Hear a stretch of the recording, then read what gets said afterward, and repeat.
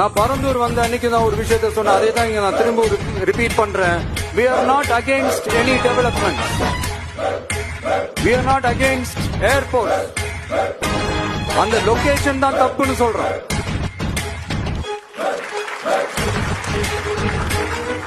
இத நாங்க மட்டும் சொல்லல, aviation safety experts mention பண்ணிருக்கிறாங்க.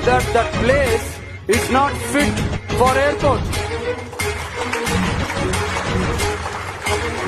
Pilots அங்க ஏர்கிராஃப்ட் லேண்ட் பண்றதுக்கு they might face a lot of problems ன்றது கூட அதுல மென்ஷன் பண்ணிருக்காங்க. அது மட்டும் இல்ல,